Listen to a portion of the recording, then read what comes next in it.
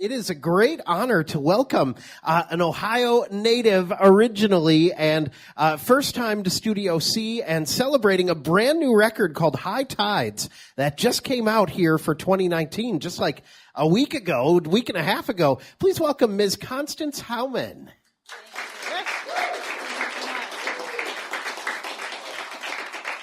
And Constance is from Toledo and kind of grew up in the Ann Arbor area and is now making a little bit of a genre stepping change into, indie pop and chamber pop music. But she is quite accomplished in the classical music world and as a soprano singer. So welcome, Constance, and just maybe tell us just a little bit about this brand new record before we do the first song. Well, my new record is called High Tides, and it's my second album. It's sort of an extension, or it is an extension of the first one, which I titled Falling Into Now, because my life went through a huge change and upheaval, and I'd been singing opera for almost 30 years and singing other people's music and traveling all over the world, and had a lot of upheaval in my personal life, and I had to just start over. And I started a record label called Isotopia Records with my first record, Falling Into Now.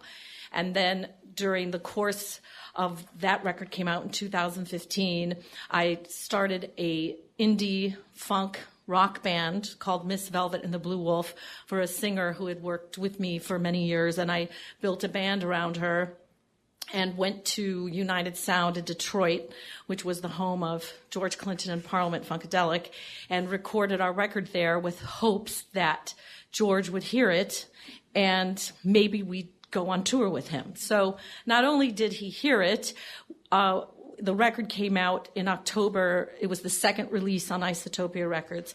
And he heard it, and we were invited to open for him at B.B. King's in New York. And then that turned into this entire year we've been on tour with him. And in 2019, I'm very excited because in addition to High Tides, my personal solo album, is the second Miss Velvet and the Blue Wolf album, and George will be on 2 of our tracks.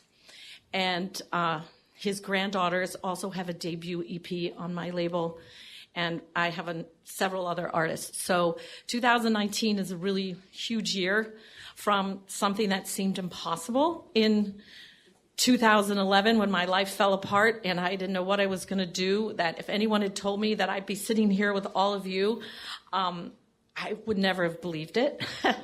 But here I am, and it's very exciting and moving to have all this be happening and being able to share it and come back to my roots, because I was actually born in Ann Arbor and then grew up in Toledo, went to school in Chicago, Northwestern, and then moved to New York and then started my opera career. And this is an amazing place to come back to start over.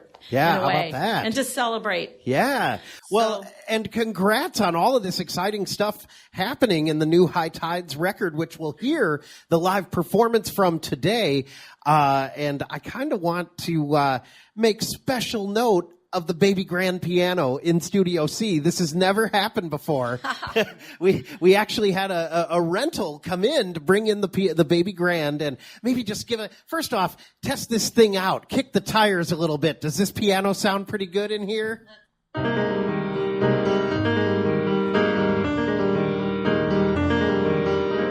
Pianos. I love them. I love them. Oh, so great. I started piano when I was 6, and I had a wonderful, wonderful piano teacher who was a composer, and her daughter was married to the pianist Andre Watts, and so I was spoiled rotten getting to hear his concerts a lot and listen to his recording with Leonard Bernstein of the Brahms over and over again, and he, of course, watched over and over again young people's concerts, and he got his big break because Lenny put him on for Glenn Gould. And then I got my big break with Leonard Bernstein because he put me on for June Anderson and Candide.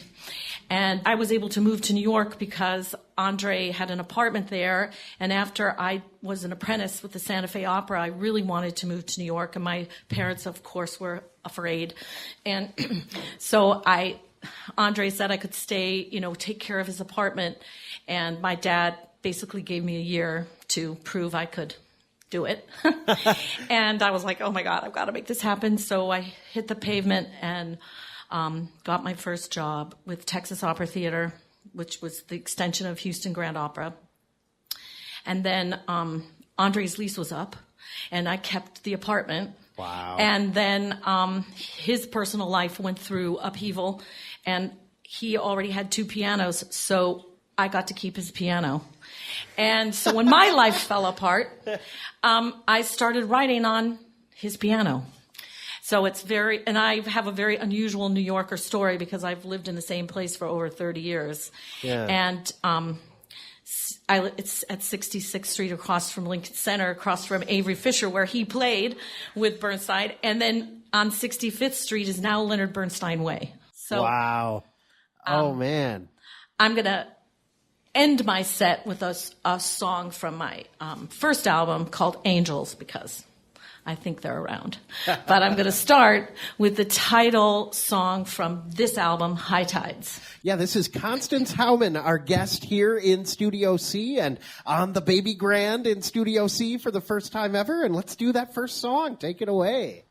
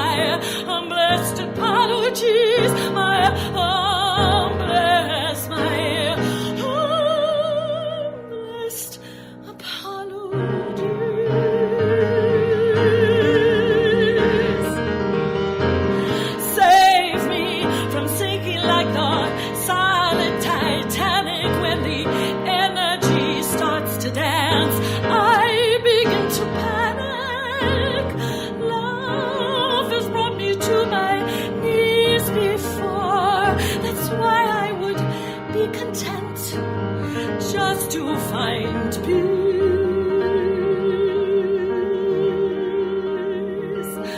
on the ocean's floor.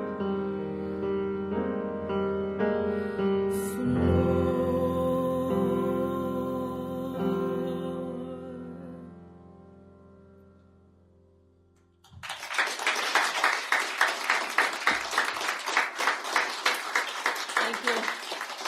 Oh, very nice, very nice. Another Wayside Furniture Studio C performance, powered by Consumers National Bank and Summit members. And I'm Brad Savage. Very honored to have our friend Constance Hauman here, simultaneously a Ohioan and a Buckeyes fan, but also from the Detroit Ann Arbor area. So you kind of stay out of that whole. Don't ask me about football. Yeah, because exactly. I'm a Wolverine and I'm a Buckeye. See, so just like me, I'm neutral too. I'm Switzerland. Perfect.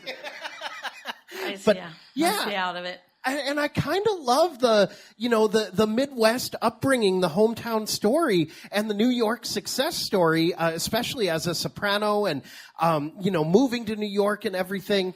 How do you think that, what are you seeing as differences with your new work and your more pop-oriented work as opposed to, being in New York and being more in the classical world? It's really all the same, because I got to refer to Leonard Bernstein again. I mean, it's music is music, and my background being lucky enough to be of the age that I could, through my younger years and preteen years, be able to watch the young people's concerts. Yep. So, and he was the greatest music educator, because everyone could tune in, and he was able to show that there shouldn't be any genre prejudice. Mm-hmm. Great music is great music.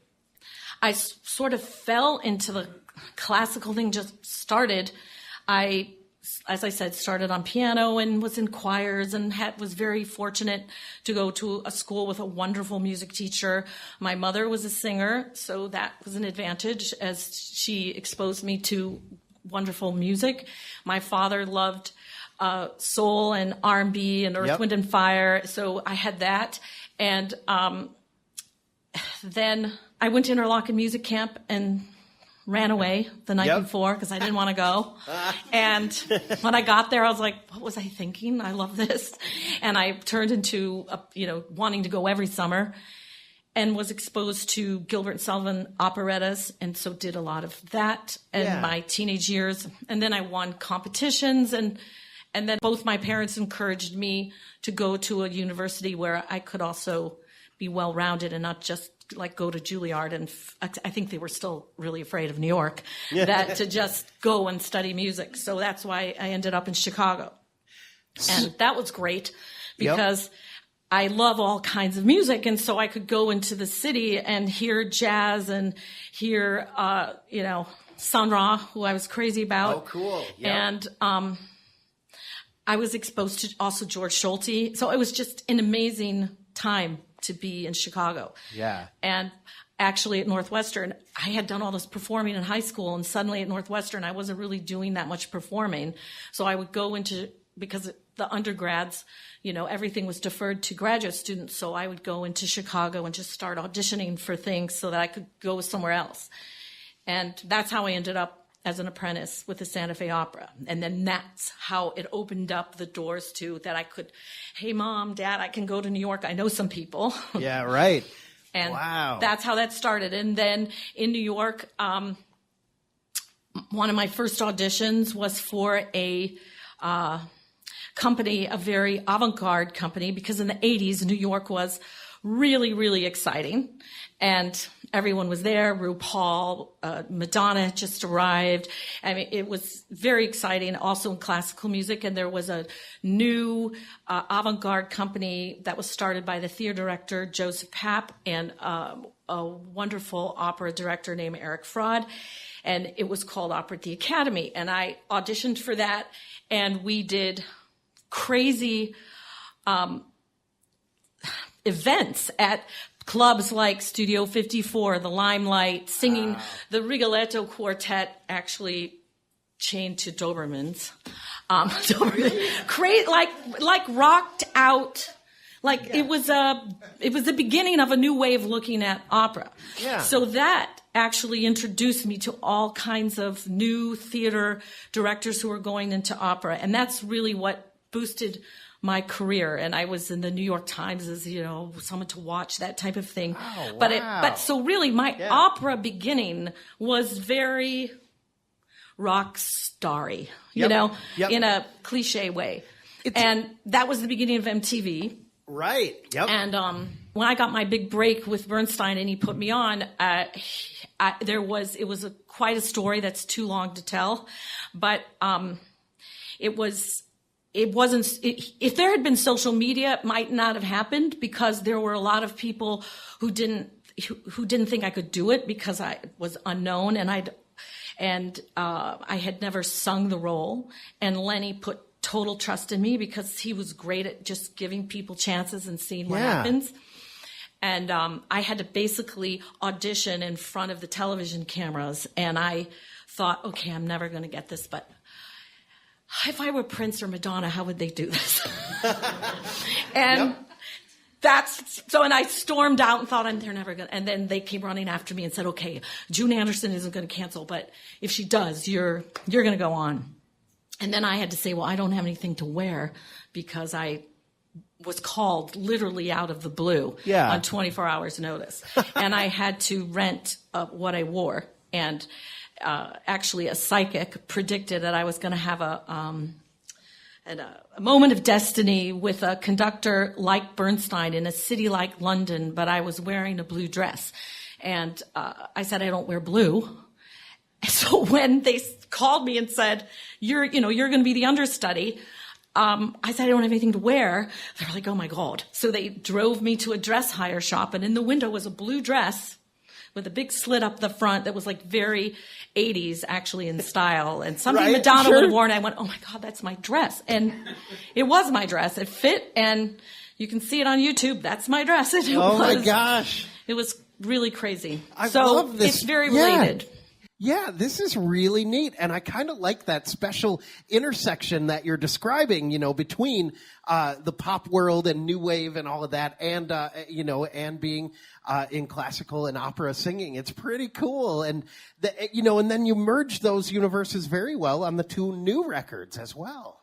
Well, when I was growing up, of course, when I was a teenager, and part of the reason I ran away before going to Interlochen was because I was listening to Parliament Funkadelic, and I was listening to Led Zeppelin, and I was listening to Aerosmith and to Joni Mitchell and Carole King and Laura Nyro, and I was like, I don't want to sing classical music. I want to do this. Yeah.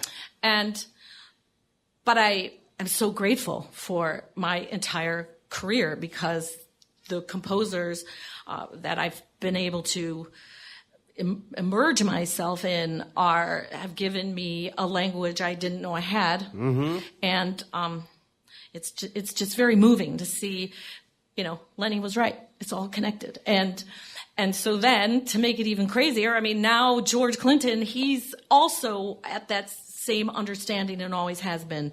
And obviously why I was so drawn to him, because I was like, oh my God, I've never heard anything like this. And it's really amazing to be with him. We've been with him for a whole year. We've done 70 shows, and amazing. He's getting the Lifetime Achievement Award this weekend. Well, and I want to talk about that in our next segment too, which is pretty neat. If you're just joining us, Constance Hauman is our guest. Another Studio C session here on the Summit. For our Summit members, we've got a whole room full of Summit members here. That's one of the perks of being a member of this local public radio station, getting invited to the Studio C performances and seeing the beautiful baby grand piano for the first time in Studio C. Let's do another live song. Okay. Yeah, great. which one now? Another one off of High Tides? Yes, I'll do. It's called Love Burns. I have a lot of experience with love. It's all kind of ended badly, but it gives you a lot to write about.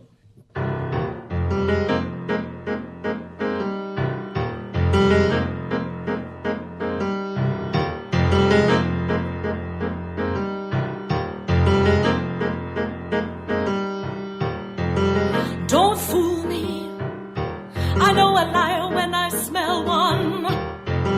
Don't flatter me. I always know when you want something. I've been around the block more than you. You're not fooling me with all you don't do. I just decide to pay it no mind, 'cause I love the love burn inside.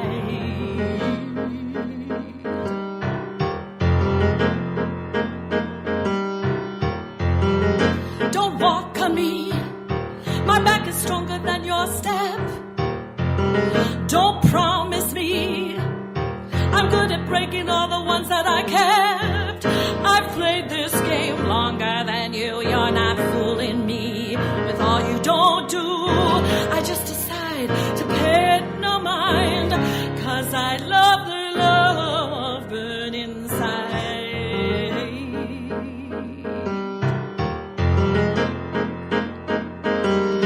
Burn me because I don't get hurt.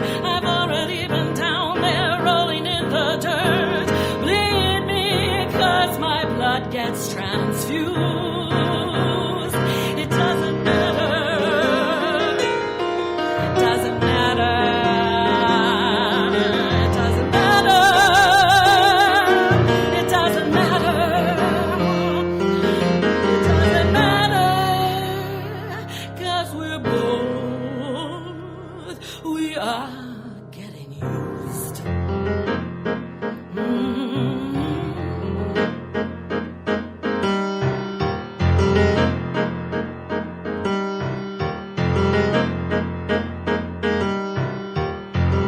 Don't pressure me. I can take it well over high. Don't say you love me. My feelings for you I'll always deny. I can love more freely than you. You're not fooling me with all of your rules. I just decide to pay it no mind, 'cause I love the love burn inside.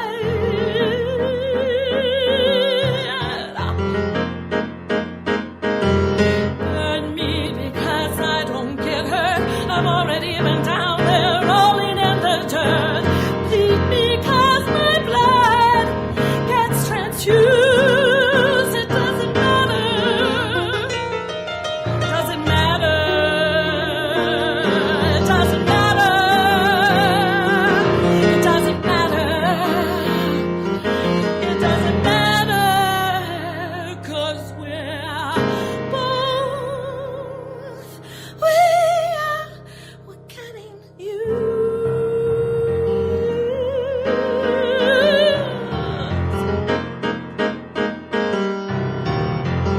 Burn me, oh, burn me.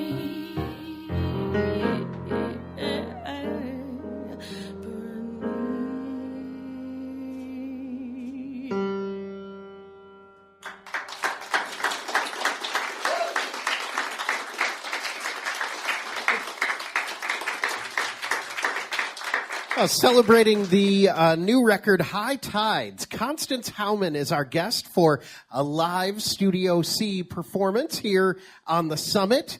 Isotopia Records is the label that Constance founded a couple of years ago. And talk a little bit about that experience leading up to where you're headed this weekend. Well, what's kind of crazy to go back to that opera at the Academy. That guy I auditioned for, Eric Fraud, he became my boyfriend, and then we broke up. And yeah, well, I broke up a lot. Yeah, it's just hard. I mean, careers are hard. They're really hard. There's always a trade-off, and yeah. So, but anyway, we remained friends, and he moved to Ireland and got married and has children and started a record label called Heresy Records. And I wanted to start a label, and so I called him and said, I need you to, how did you do this, and consult me.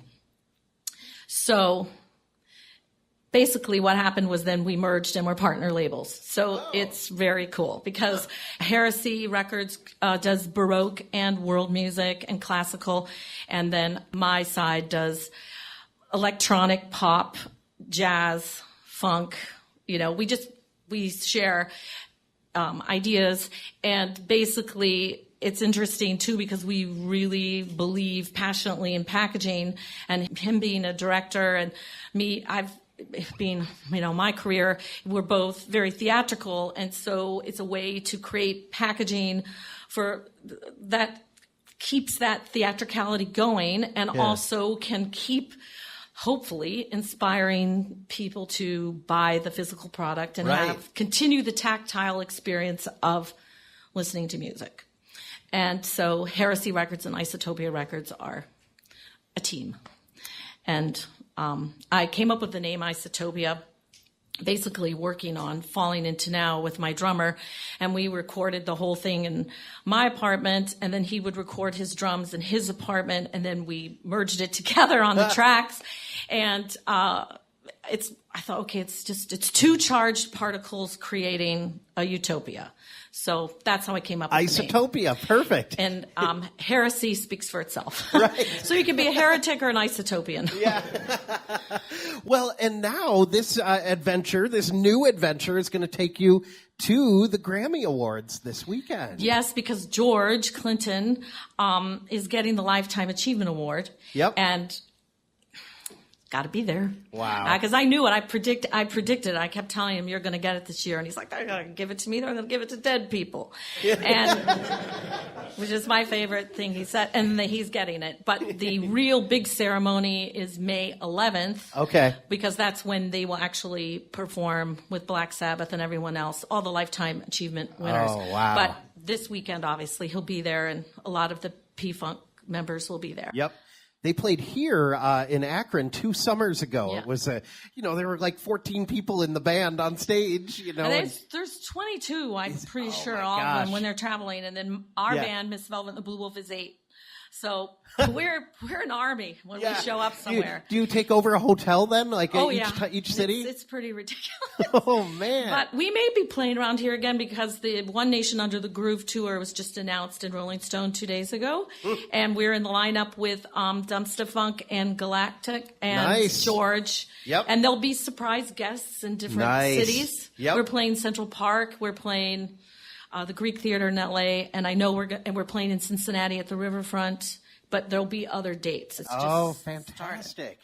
Yeah. So give us some insight into George Dr. Funkenstein Clinton. Like, what's he like on a average Tuesday afternoon? I don't think I've ever seen him in the afternoon. He's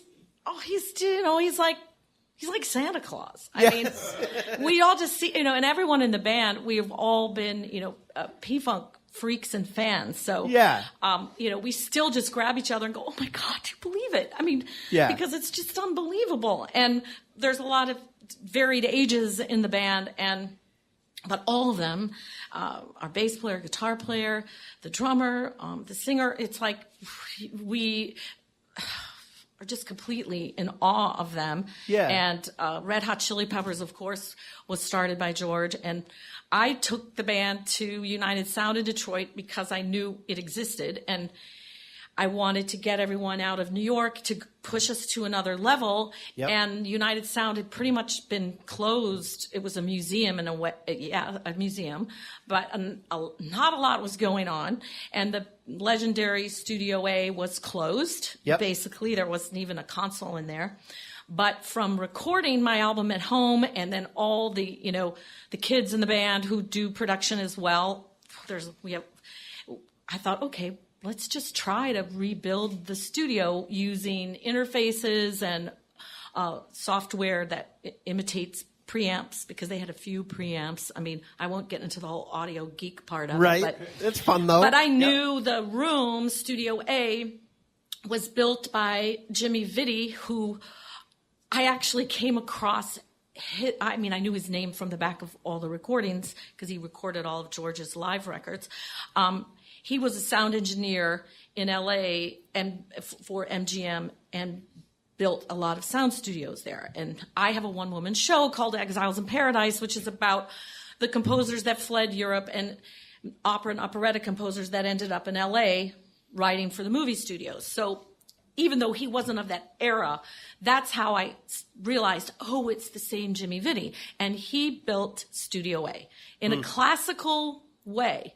You know, it's a sort of like the Concertgebouw in Amsterdam, which I had sung in many times, or Carnegie Hall, with just the right baffling, the right wood to get the natural resonance of the room. And that's why it was used for all of Marvin Gaye's, the strings and the horns. And then Berry Gordy, gotta say it, he kind of stole the idea of United Sound and created Motown, but George stayed at United Sound because he was literally inventing funk he loved Led Zeppelin and was like, geez, we just need amps to, you know, he never, you know, wasn't in the gospel R&B thing.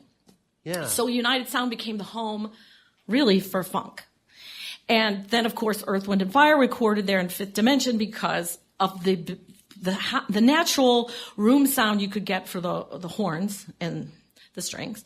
So Miss Velvet, the singer, who has worked with me for many years and has a tremendous female rock voice, it was like she needed a room, like the way I recorded opera. You know, sure. And, you know, you see pictures of Aretha with the mic like that up to her mouth, but when you really saw the archival of this from the studio, she sang back where you have all the mics, so her real voice could be caught in the room, and Anita Baker and other great singers. So that's also why Red Hot Chili Peppers went there. Yeah. And their record that changed their career that George produced, it was very exciting. We were freaking out because it's like, oh my God, you're standing right where Anthony Kiedis stood. So, and there was still a Hammond organ from Parliament was still there, and a big screen of George with his dreads. But the most exciting thing was the kitchen upstairs where all the Parliament Gold and Platinum records are just there over the dining room table. A kitchen table, not even a dining room, kitchen table next to the refrigerator. So we were infused with the juju in that place. Oh, very cool. And I thought, well, maybe he'll listen to it. I don't know, but maybe. And the record came out, like I said, it was the second release on Isotopia, and it came out on October 27th. And when we finished recording in October of 2016, I took the band to B.B. King's to hear George live. And I was able to get to him on the elevator with a picture of us sitting under all his records. Yeah. And he's like, "You're from United Sound." I said, I just recorded it. He goes, "Let me know when it comes out." And that was it. Yeah. And a year later, it was October 27th, the record came out. He was playing at B.B. King's again. And I was like, we have to get on the show. We just have to. And another long story, which I'll spare you, but I got the record in a lot of people's hands and got it into someone at B.B. King's. I went out to everyone I could find to get it to him. Yeah. And on Halloween was on a Tuesday, and on Monday they called me and said, "Okay, you guys can do 20 minutes." And I was like, oh my God. Because I knew it would happen. And this goes back to Lenny giving me my chance. I had many things happen like that during my career that you can't explain. That's just like, wow. But you have to be ready. You have to be prepared because you can jump in at the last minute. Yep. And we were ready as a band. And so we get there and we're completely freaking out. And we, of course, don't have a good spot. It's like the doors are opening and it wouldn't be full and everything else. But at our sound check, one of the P-Funk guys started to walk out, and he heard us, and he turned around, and he started filming us, and I went, he's going to go out to the bus. Like he knows we're good. We're not going to embarrass them. So sure enough, the manager of B.B. King's comes back later and says, "You guys are out. George is going to let you go on later at 7:30, and you get 40 minutes." And we're like, oh my God. And then, he gave us another test, the Howard Theater, a week later, and then the rest is history. We've done 70 shows with him. 70? Yeah. We went to Europe with him, and I produced a live recording of them, and the greatest moment was when I heard George told his daughter that it sounded like Jimmy Vitti recorded it. So that was a huge thing. Yep. Because I don't even think he knew that I know, so, who he is. So much. Yeah. Wow. So anyway. Such great stories. This is fascinating stuff. Our guest in Studio C, Constance Hauman. The new record just came out called High Tides, her record. And let's hear another song from that. I'm going to do Waiting for You. All right. Live in studio on a baby grand piano. First time ever in Studio C. And this is Constance Hauman. Take it away. The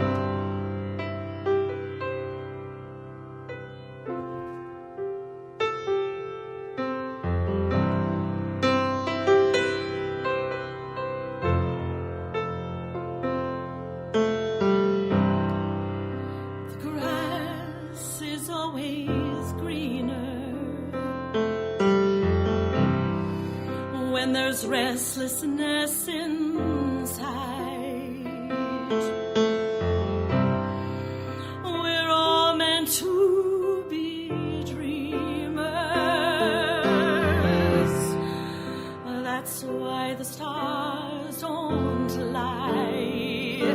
Now they say there's a super planet that the eye will never see, but I've heard the harmonies that connect the trees. That's why I know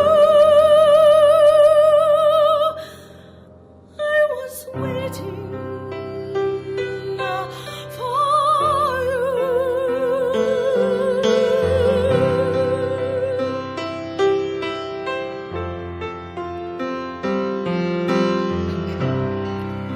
Time is an illusion. A scientist once said,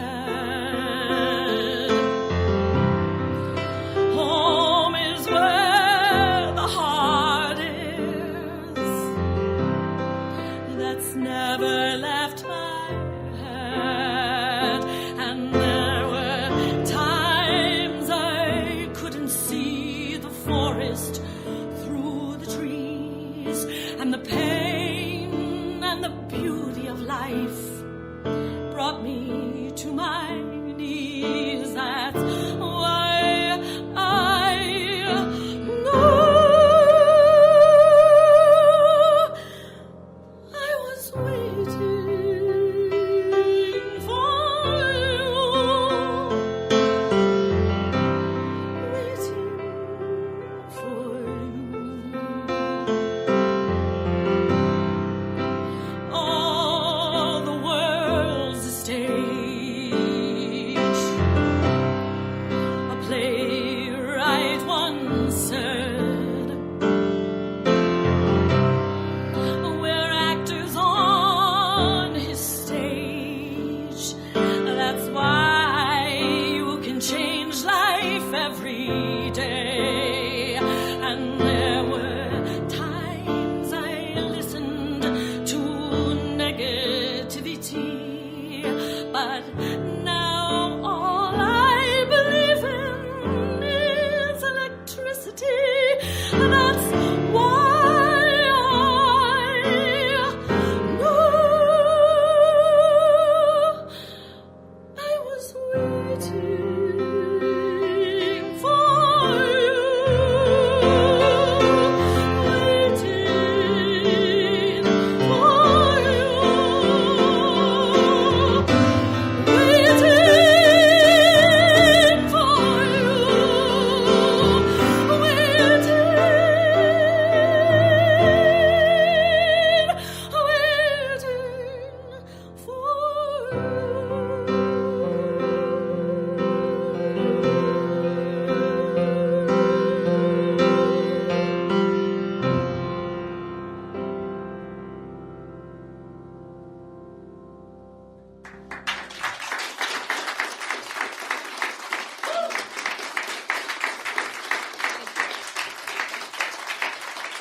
Our guest here in Studio C, Constance Hauman. We've played a few songs live off of High Tides, the new release. And great to have you back in the old heartland here, Yes. back in Ohio. Do you get back to Ohio, Michigan area? Still have family in the area here? Or back in Yes. Toledo? Yes, my father lives in Temperance and my mother lives in Toledo. Nice. So, Yep. again, Yeah. Michigan, Ohio. Michigan, Ohio. There you go. And remind us too. You were telling me before the show of a great award from Ohio that you received a few years ago. Yeah. I got the Ohio Citizens Award for my one-woman show, Exiles in Paradise, which is about the opera and operetta composers that fled the Holocaust in Europe for Hollywood and reinvented our popular music by making the movie music better. Right. How about that? Because they were more, they were classical composers and they had to leave, and many of them felt like, composing for the movies was beneath them.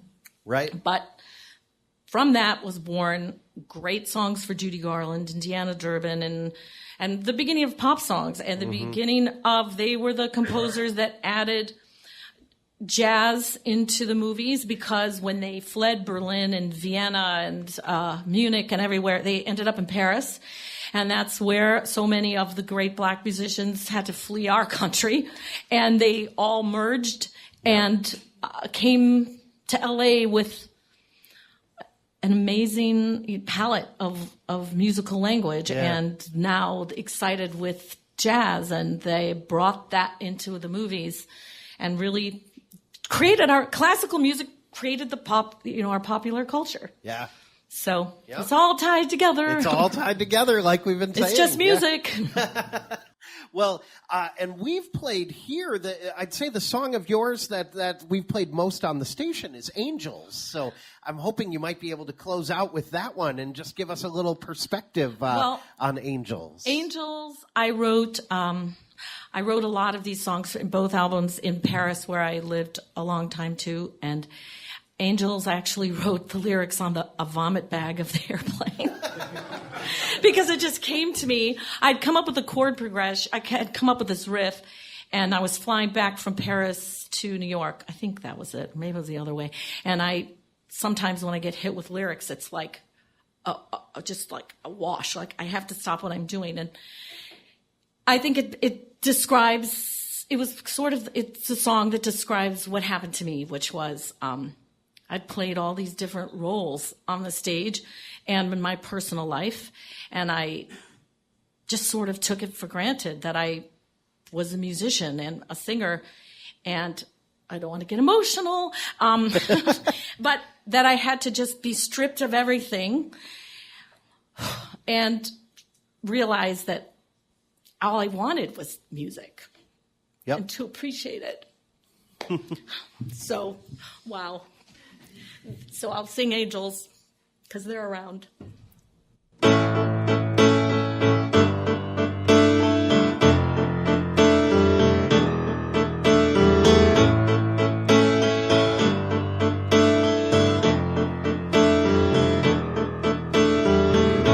I've been a mother, I've been a maid, and some say the sucker that stayed and stayed. I guess it all helped me to find the key of singing blue. I've been a people pleaser, been a class clown.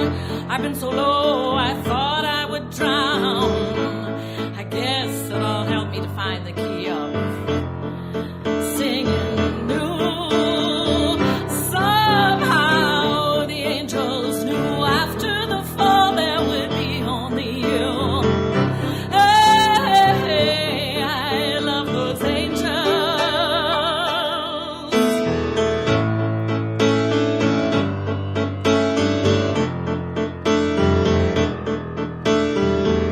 I've been a wife, I've been a child, and some say a lover who wouldn't stay a while. I guess it all helped me to find the key of singing true. I took roads across the globe, roads too heavy with too many loads. I took roads both hither and yon, roads too dark to carry on, twisted turns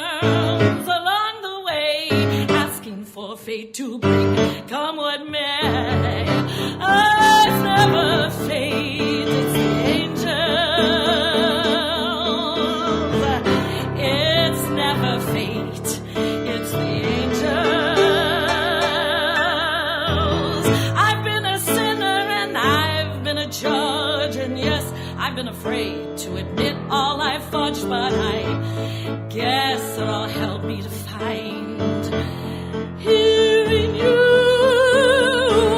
how insane I had to go so far, tripping round the world with a broken heart to finally find the hidden pearl at home. It's you. Somehow the angels knew after the fall there would be only you. Hey, I love those angels. I've sung for the rich when they felt poor, grateful in my heart that I want nothing more than to feel the sound in the rhythm of hearing you. Don't you know we all play a part in who we are and where thou art? There's only love. You can't take anything with you. Somehow the angels knew after the fall there would be only you. Hey, I love the angels. Oh,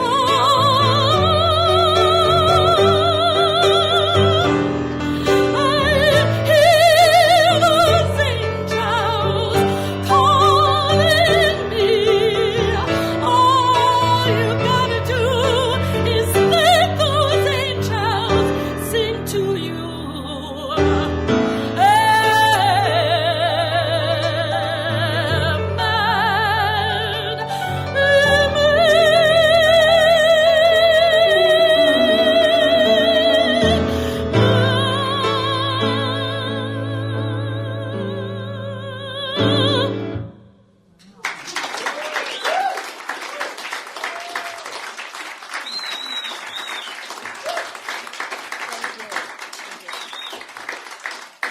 What a great session for Studio C today, and with the hometown connection too. And it just goes to show there's so much music to explore and discover and enjoy. One of the true, real pleasures of life. So just fantastic. Thank you very much, Constance, for sharing your stories and being here. Yeah, Thank you very very much. good. Very good. One more hand, please, in celebration of Constance Hauman. Thank you.